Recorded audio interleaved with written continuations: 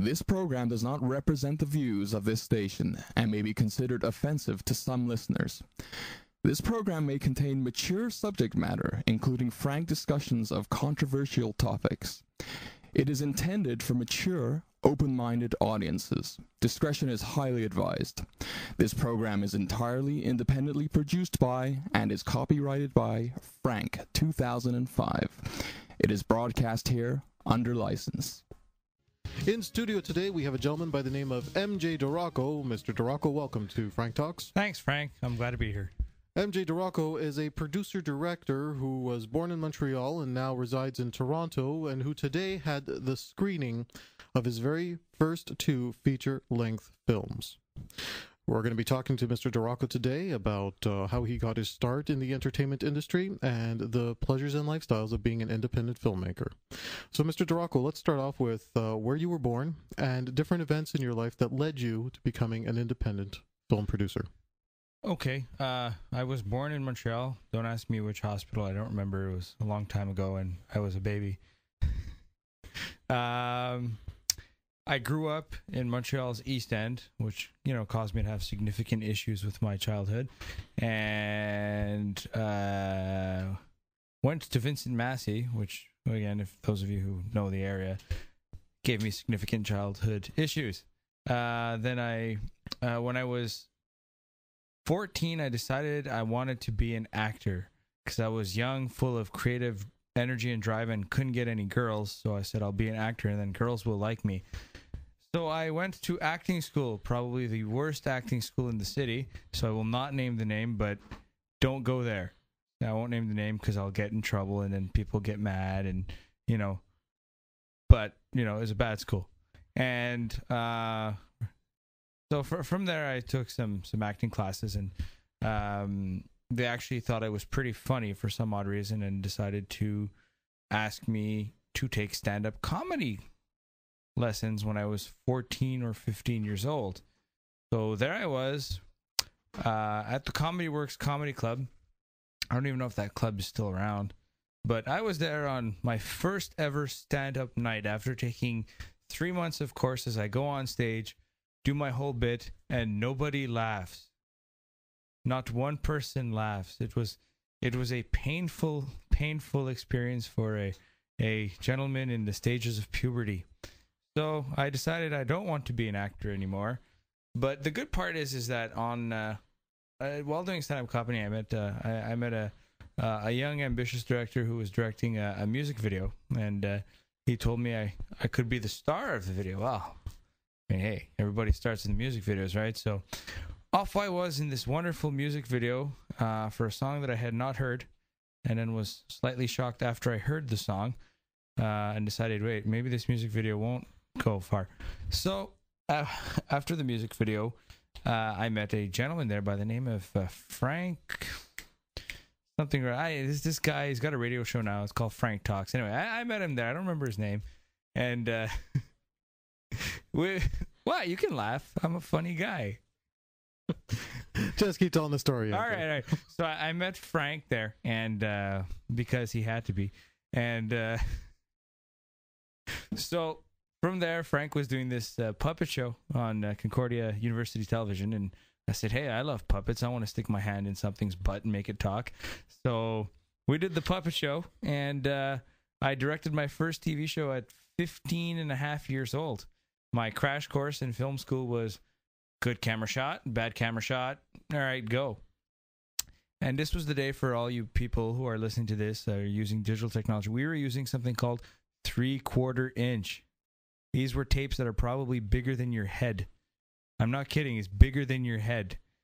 So we were shooting on this, and this was the day when we had, old reel-to-reel kind of editing where you had 2 VCRs and these spinning wheels and in points and out points. It was very, very fun. And I learned my valuable lessons there because we had nothing, but we made something with nothing.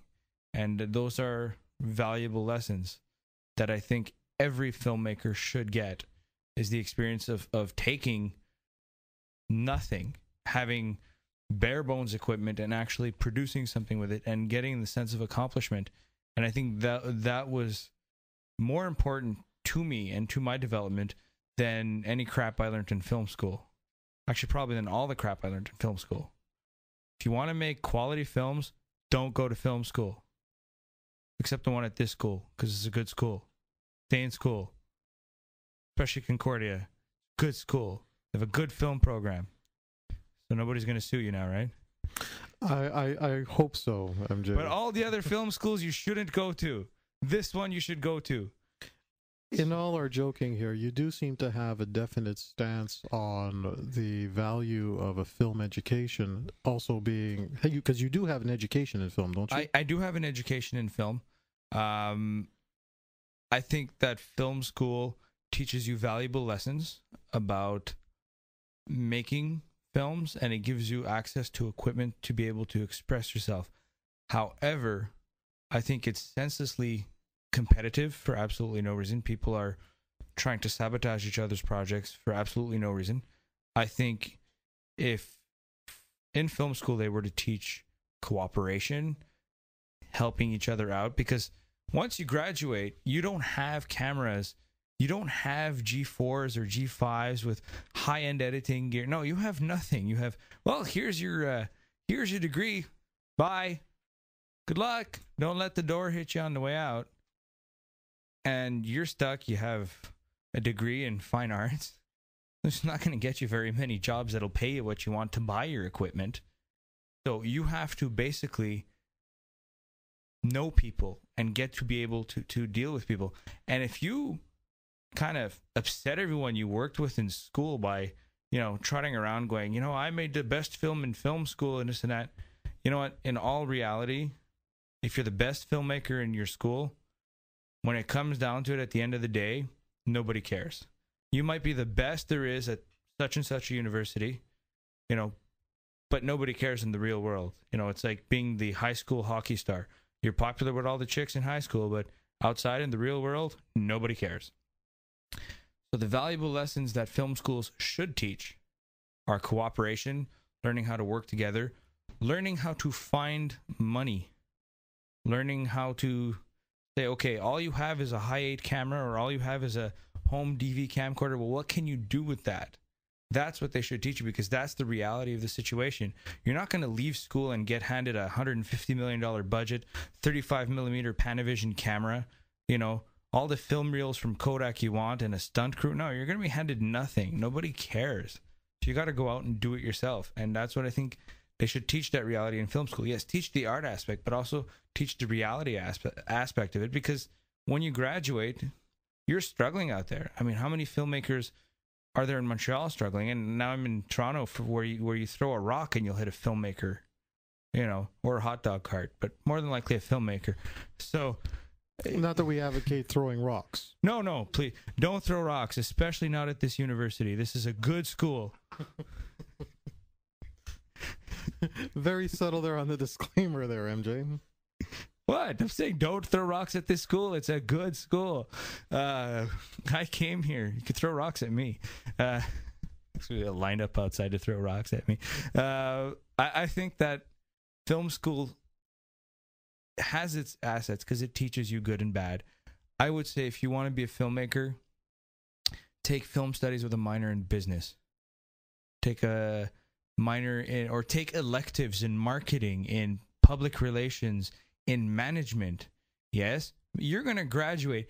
A filmmaker, a film director, a film is a leader. You have a staff of 20 people who are more than likely working for nothing, who are working for coffee, donuts, and beer at the end of the day. Now, you better be a damn good manager to do that, because if you go around, because I've worked with independent filmmakers who had this attitude of, I'm the filmmaker and I'm God, and well, you know what? I'm sorry, I'm working for free. Screw you. I'm going to go home and watch football.